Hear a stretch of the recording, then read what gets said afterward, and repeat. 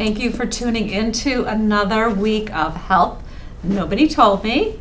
I'm Jasmine Shapiro. I am a realtor here in the North Shore of Chicago. I'm with Berkshire Hathaway Home Services. And my co-host is Jordan Kagan. He is the man of silver, and he's also on our senior resource team. Thank you all for joining us. We are lucky enough to have an amazing guest. I really admire her. Her name is Rabbi Nancy Landsman. Known her for a number of years, and just we have so many mutual friends, and everybody respects her. And I invited her to be on our podcast because she's had a few different hats she's worn over the year. And I think all of those combined really gives her the background to help so many people. It's the combination. Each one was, I think, special, but the combination just makes her one of a kind. So thank you for being here. And this podcast is really about life transitions. And, you know, you find grace through life transitions, all different transitions. And you began your career in social work and gerontology. Tell us a little bit about how you evolved. So, well, what got me interested in gerontology and social work came from an opportunity to volunteer with seniors when I was in high school, Meals on Wheels. And I would often find out that I was the only person the senior saw all week when I would come on Friday with a Shabbat meal. And they say, "Oh, honey, can you stay a little longer and visit?" I'd love to stay a little longer. So I realized that seniors were just always near and dear to my heart. And also my grandparents were a huge part of my upbringing. And my whole life, they were a huge part of my life. So I knew as a freshman that I wanted to major in social work. And I thought that's what I was going to do, is work with seniors. And I did, but only for a short time because my cantorial career took off. So, and for those that don't know out there, what is a cantor? Yes. So a cantor works with a rabbi. The cantor provides the musical part of services. As cantor, I also directed the choirs, the adult choir, the junior choir, but most of my time was spent working with bar and bat mitzvah students who are 12 and 13, preparing for their bar or bat mitzvah, to read from the Torah, to chant from the Torah, to learn the cantillation, the tropes that we have for chanting Torah and Haftarah. And so it was a full-time, most of my 33 years of being a cantor, it was full-time positions and very, very rewarding. But working with 12 and 13-year-olds was not working with seniors, so different, right? Yeah. But I didn't know that career would take off.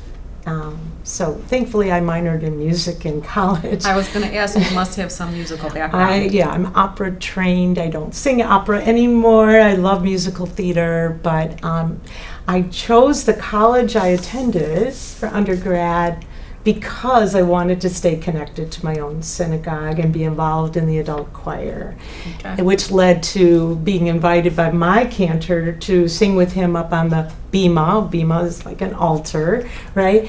Ultimately to substitute for him. And then when he moved away and the congregation hired somebody who nobody could sing with because she sang too high, I got wind of they were looking for someone. I'm like, I'm going to be a senior in college next year. You know, I know how to sing all the songs, prayers, but I don't really know what they all mean, but I'll learn and I'll study and you can get me for real cheap.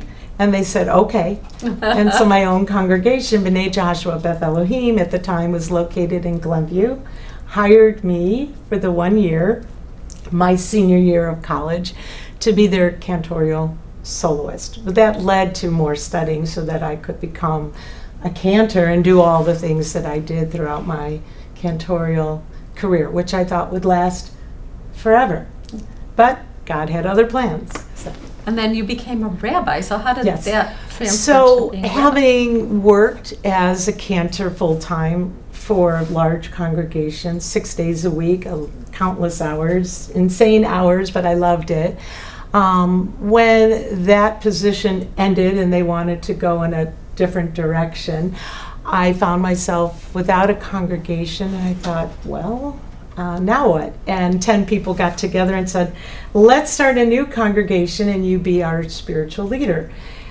A cantor can be the spiritual leader of a congregation. But I said to them, I owe it to you and whoever else I have the honor to serve to become more educated. And I found myself saying, I'm going to go to rabbinical school. Because I found that the unaffiliated, people who don't want to belong to a synagogue, were looking for a wedding, a funeral, bar mitzvah, baby naming, they were looking for a rabbi.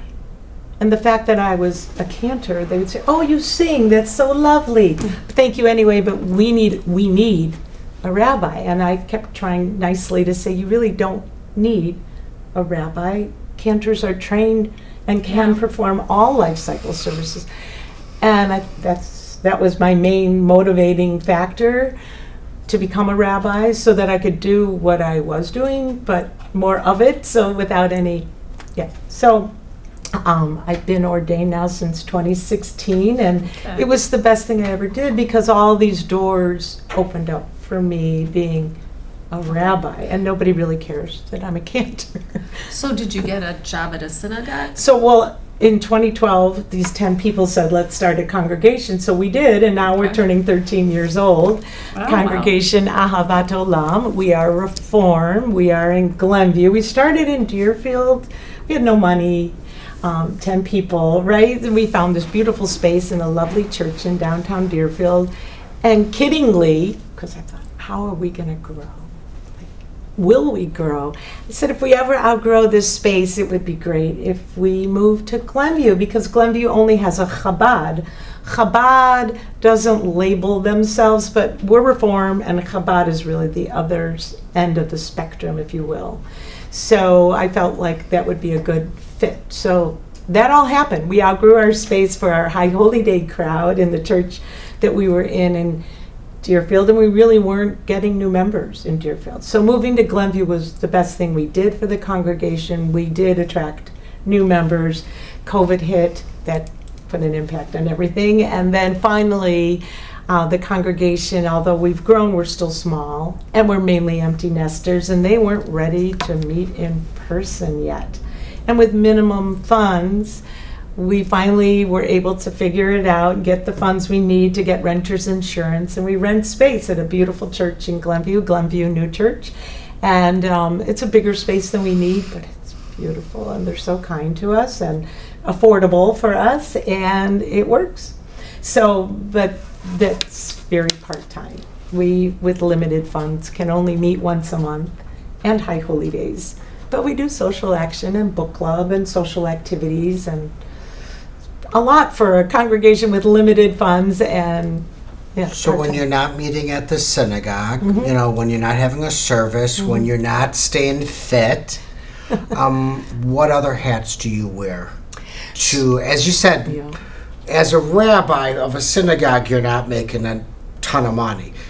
The question is, what else do you do? Because I mean, I know you, but I'd like our listeners to hear some of the wisdom that you've learned from all this. Thank you. Yes, I mean, with limited funds, I learned right away I can't make a living and certainly pay for rabbinical school, my daughter going to college and then law school, and my son was already grown and post-college. So I found and I realized that there are more Jewish people who are not interested in joining any congregation, but when it comes time to a funeral, a wedding, a bar mitzvah, even if they don't want to belong to a synagogue and their structure or financial responsibilities is just not a match, they want a rabbi to officiate the wedding, funeral, bar mitzvah, baby naming, dedication. So I'm honored to officiate over 100 funerals a year, primarily people I've never met before, and I'm trying to change that, and we can talk about that next if you'd like.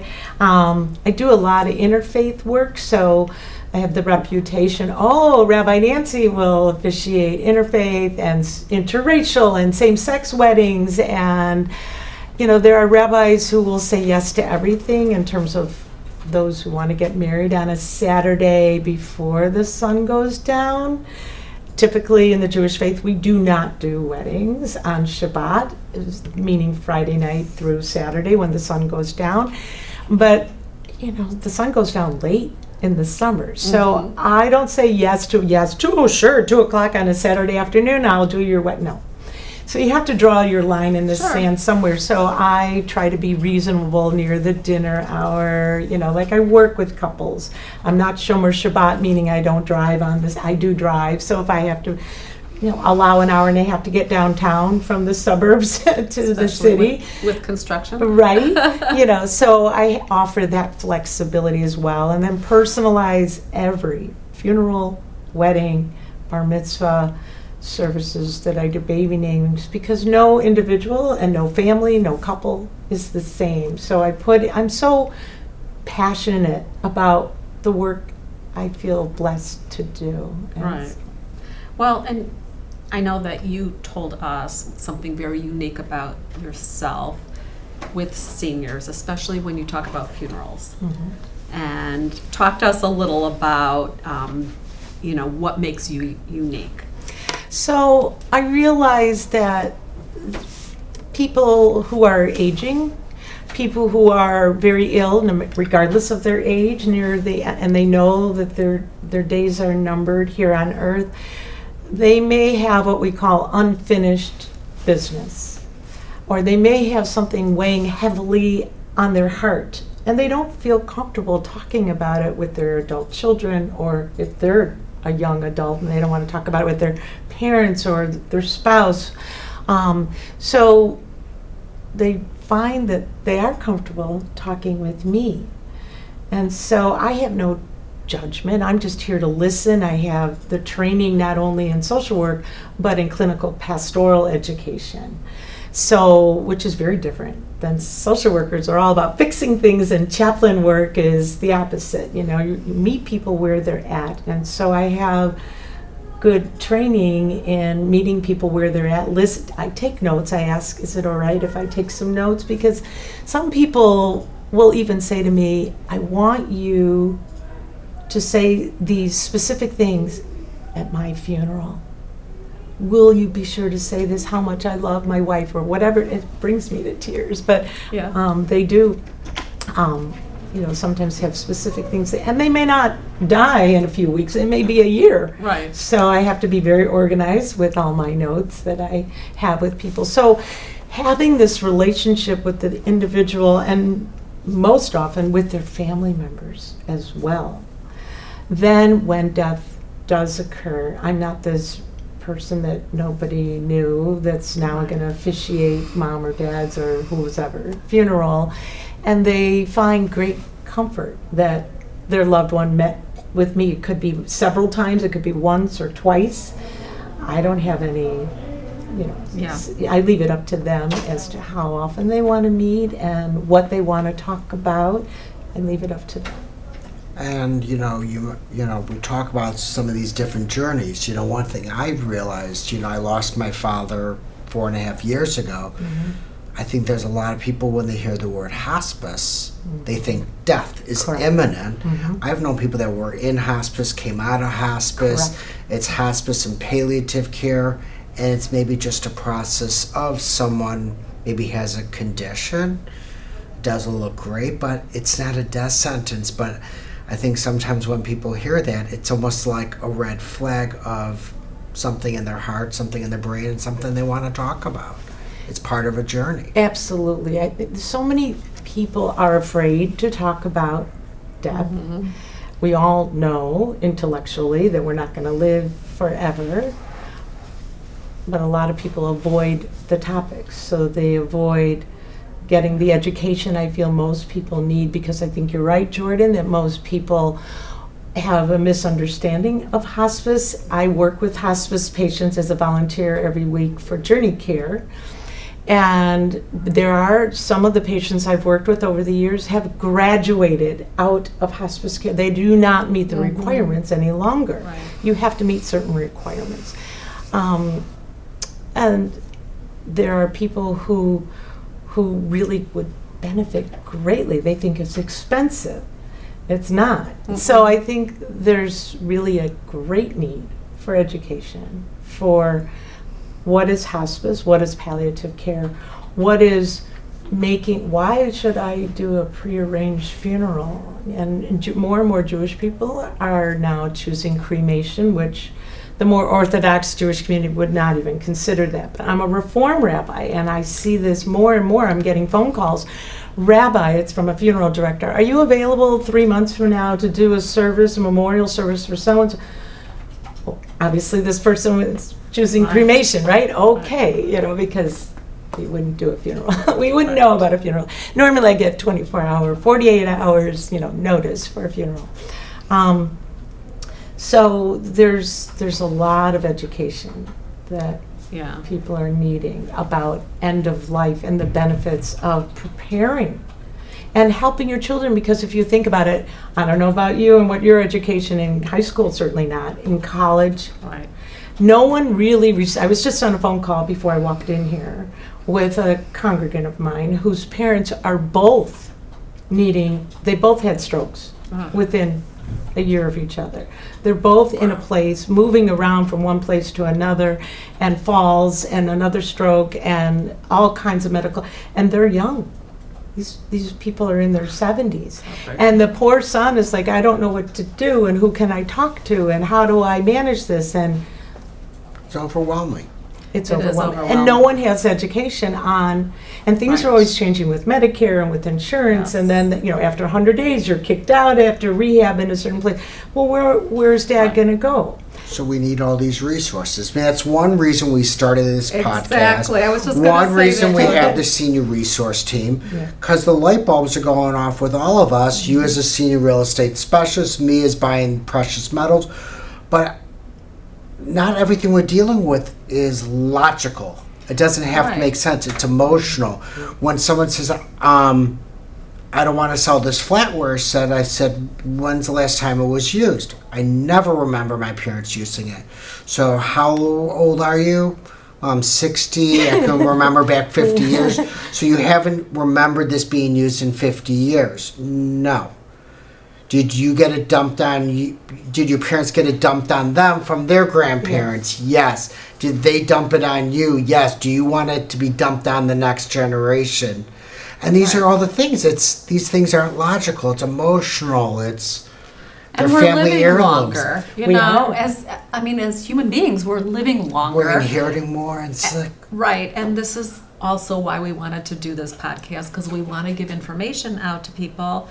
We're living longer. Our healthcare system is, I don't want to say broken, but broken. Yeah. And we're trying to bring guests on that will help people. And like you said, if a family member is ill and, on Medicare, you only have 100 days, let's say, in a rehab facility. But then there's also, once a parent passes, now the kids, do they want to know things? Or were they afraid to ask? Or maybe I don't know, do you counsel them? Here are some of the things you might want to have conversations with mom and dad before they go. 100%. 100%. And if we're doing the pre-planning and someone is of sound mind, I know there's an amazing guy named Dan Gelfond. He's been a guest here. Yes. So we all know him. Legacy Home Videos. Yes. You have sound mind. We're talking, would you like your kids and grandkids to hear your story, your legacy? Yes. I've got the people. It's like when you're dealing with these seniors, the more resources we have for parents that had strokes or have dementia or need fall prevention. It's great when we have this team of people we can share with these families. Right. And as you said, I know your elevator pitch is from basket to casket. But I didn't come up with that. I can't take credit. And you say you're the personal... My tagline is your personal rabbi. So you don't have to belong to my congregation. Right. I come to you.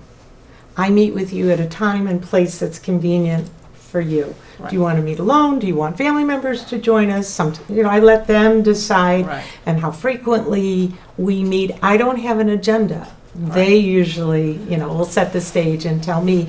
And oftentimes people say, Rabbi, I'm not that religious. I'm not here to talk about how religious you are. I'm here to talk about what is it that's on your heart? What is it that's on your mind? It's the emotions. Right. Right.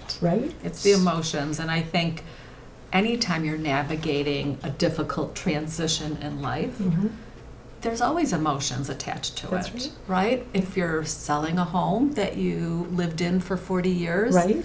it's, whether a spouse passed away and it's time for you to start a new chapter, but it's emotional. It You start is. cleaning it out. You start finding the silver that was maybe handed down to you from your grandparent. I mean, it could be photographs. It could be a number of things that Sure. all of a sudden bring up these emotions. And I'm sure when you start meeting with the family, there's a lot of grief counseling that you have to do. Yeah. And a lot of times family members don't get Yes. along, and Yeah. and people have families scattered all over the country, so that makes it also complicated in terms of, they start talking about, well, I'm not in the will, or, I want this and I want that, and so money. Or I didn't have the same relationship that you had, or, Right.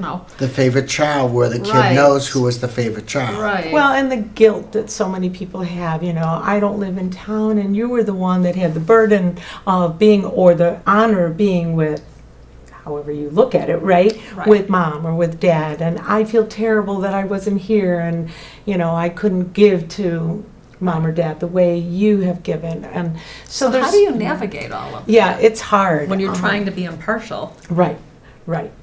I do a lot of listening, very little talking. I let them talk amongst themselves, and then, each situation is different, so I don't have like a set answer, but everyone should be heard. Everyone should feel from me that I've heard you, I acknowledge you, I'm here for you, and for everyone, and it's not easy, and that's why having the ongoing, if they want. I never push myself on people. I want them to know I'm here for them, and if I leave it up to them to reach out to me for more guidance, more counseling. Having all the training with the social work degree and the clinical pastoral education, which leads me to doing volunteer work at Lutheran General Hospital every week, Wow. So that's a whole different And what do you experience do too. there? It's so interesting. I go into a patient's room, the training is, short visit. And I'm just, hi, I'm Rabbi Nancy Landsman. I'm a volunteer chaplain here, and I usually go in on Saturdays. People say, you're a rabbi and you go in on the Sabbath? Why is that? I officiate so many funerals during the week sometimes. We never have a funeral on Shabbat, so Right. I can commit to, and if I have a wedding, it's in the evening, right? Or if I have a bar mitzvah, maybe I'll go in on Sunday to volunteer. But so often the patient doesn't want to talk about him or herself, and I'm not there to ask, why are you in the hospital? Just, how's it going? Are you up for a short visit? And they say yes or no. And a lot of times I feel like I'm on a job interview. They're asking me, so Rabbi, where's your congregation? They assume I do have a congregation. Thank you for asking. And they ask me a lot about me, and sometimes it's like, well, we're getting really personal here. But Like, what you do is so unique. Right. It does beg for people to ask questions, Right. right? Because you're not the typical. Right.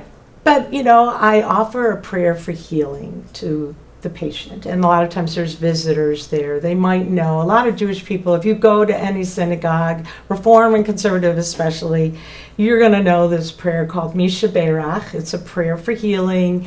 I always say to families, it's sung in Hebrew and in English. 2 short paragraphs. They both end with, and let us say, Amen. So you can join to sing with me, all of you, with the patient too, or just sing the last part and let us say Amen, or just Amen. Or you can just listen, your choice. So would you like it? Oh, yes, usually. And then when I see that the patient's crying, then I know that I touched a nerve, and, thank you so much for coming. And I said, well, I just, refuah shlema are the last words that we say in the last paragraph, wishing you a full and speedy recovery. And I say, I'm only here once a week, and I hope next week when I'm here, you'll be back home, and I wish you a full and speedy recovery. So I try to make it a short visit, but if they feel like they want to just keep talking, and I've been doing this work for 45 years on the North Shore, so a lot of people know me. Yeah. And so oftentimes I go into the hospital and I know this patient Yeah. and they know me. And so, Right. there's no rules that I have to, I have to leave now or I have to see so many patients when I'm there. And so, but it's so rewarding. I was going to say it must be extremely rewarding. So rewarding. We have to count our blessings every day. I mean, Yeah. people of all ages have freak accidents or illnesses that, a very healthy person and out of nowhere Right.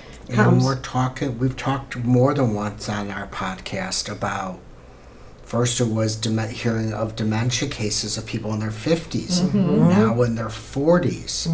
I belong to an amazing men's support group, and I've realized there's people that are in mourning before the inevitable. They're mourning what they were and what they aren't, what they personally have lost. Right.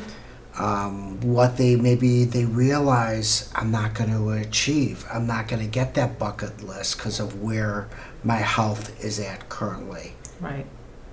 And these are the things, we plan. Some people love this saying, some people hate it. We plan, God laughs. Yeah. So not, as you said, not everything happens the way it's supposed to. Right. So while you can, when I had my big birthday a couple of years ago, I said to my kids, 39, everybody. Yeah, 39. yeah, not really. The Medicare birthday, let's put it that way. I said, I don't want to party. I want to take my kids and my grandkids to Disney World. My grandkids, my older grandkids, have never been to Disney World. And the youngest grandchild was in her mommy's tummy, my daughter's tummy. So she was there, but Yeah. not really. So to see through the my kids have been to Disney World, but they're grown now, married, right? Right. So they have memories too. And my daughter-in-law, my son-in-law have memories of when they were kids, when they went. But my older grandkids, they had never been. And to see it through their eyes and experience it through their eyes, and it cost a fortune, but it was worth it. And while I was still mobile and able to, do and could afford to do it, it was wonderful rather than, someday. Right. So is that your lesson of the day? Is plan ahead. Don't put things off. Don't say, I'll do it tomorrow. I'll do it next week. That's right. Let's have some of these conversations that might be painful. Let's spend more time with family.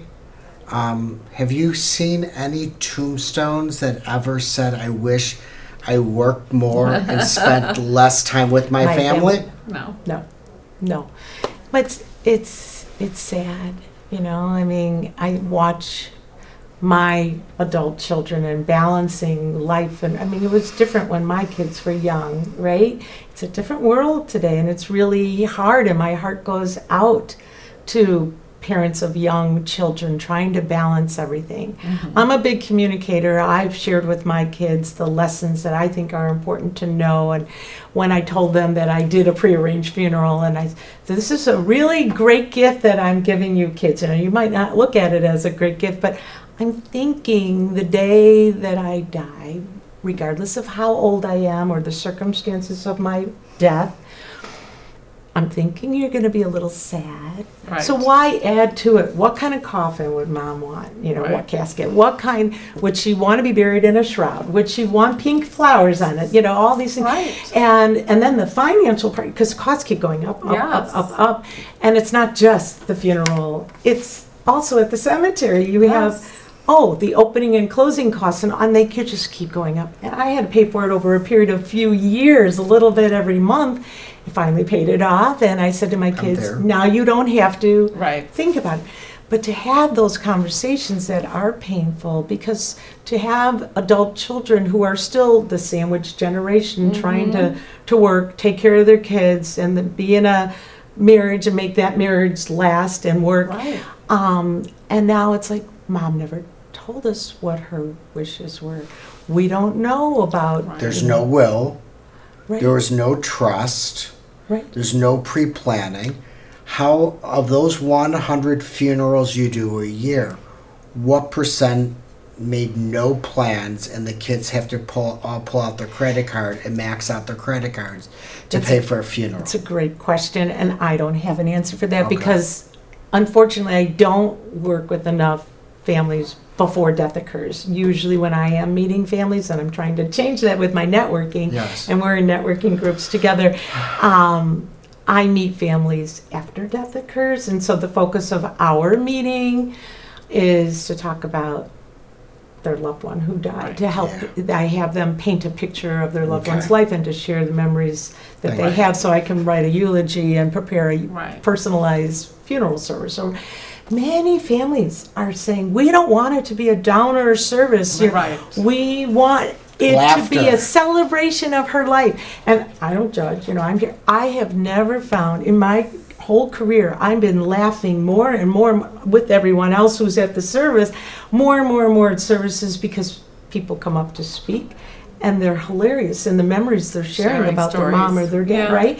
And so it's crazy how, but it's Crazy also and beautiful. Yeah. And when you say, you lose people, I remember hearing my mother say, I feel like I lost my mom 30 years ago when she had her stroke. Mhm. She was never the same. So it's Right. like losing a person twice, because when the Yes. funeral comes, now it's final, right? Right. So you have to figure out a way to enjoy life, enjoy your family, enjoy each day, and have the important conversations that need to be had, so that you can give to your children, because adult children are not being taught. None of us are being taught No. about end of life situations that we all need to know if we're lucky enough to live a long life. Thank you. So, I guess I have to ask you this is, what would you tell our listeners that nobody told you about your incredible journey? Oh, gosh. I mean, I never had becoming a rabbi on my radar. Because I love to sing. I was a music minor, and I have sung my whole life. I loved my cantorial career. I've had my share of vocal challenges and was a candidate for surgery, and it's like, okay, but God led me to have the courage to become a rabbi and go for clinical pastoral education, so that my original training in social work has come full circle as a rabbi, focusing on pastoral care, that it could be this amazing and rewarding to be with individuals and families at all life cycle events. I'm old enough now that it's like, oh my gosh, I remember when you were a little kid, now when you were bar and bat mitzvah, now you're married, I officiate the marriage, and now you're having a child, and now Right. or I work with families and I married all 3 of their children. Well, I also married the couple, and they don't Yeah. have any more kids, and I'm like, I'm that old? Yeah, I am. But I never knew it could be this rewarding and fulfilling, and I just pray to God every day that I continue to have the health and that my mind continues to work. So no one told me that it would be this amazing and this rewarding. Well, it's your calling, because it just, like, the happiness oozes out of you. You could tell that you really enjoy what you do. Thank you. Thank you for having me. Thank you You're so much for welcome. being on this episode with us, and we will have your contact information on our show notes. Thank you. Thank And you. thank you, Rabbi Nancy, for coming on our episode, for being a friend, and bringing some joy to people in some of their toughest times. Yeah, thank you. You're Thank you. welcome. So, thank you everybody for listening and watching, and tune in next week for another episode of Help, Nobody Told Me.